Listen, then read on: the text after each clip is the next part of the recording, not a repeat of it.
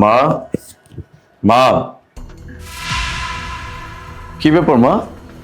তোমার কপালে কি হয়েছে? কোথায় থেকে এইভাবে আঘাত পাইছো? আরে হয়েছে কি, মানা ওই যে ওয়াশরুমে পা পিছলে পড়ে গিয়েছিল, আর ওখান থেকে ওই যে কপালে ব্যথা পেয়েছে। আরে কি যে করো না মা, তুমি একটু সাবধানে চলাফেরা করবে না? আর তাছাড়াও তুমি কেন নিজে নিজে কাজকর্ম করতে যাও আমাকে বলো তো? আজকের পর থেকে তোমার যে কোনো জিনিসের প্রয়োজন হলে তুমি মোনাকে বলবা, ও ব্যবস্থা করে দিবে তোমাকে। ঠিক আছে, যাও তুমি বিশ্রাম করো, উঠো, যাও।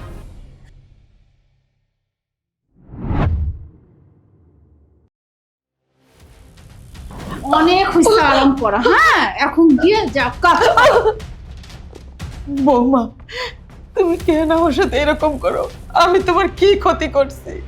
দেখ, তোকে আমি ভালোই ভালো বলছি, তুই যদি এই সংসারে আগুন জ্বালাতে না চাস তাহলে তোর যত সয় সম্পত্তি সব আমার নামে লিখে দে। তা না হলে তোকে আর তোর ছেলেকে দুইটার নামে এমন কেস করবো না, সারা জীবন জেলে বসে গেলে মরবি।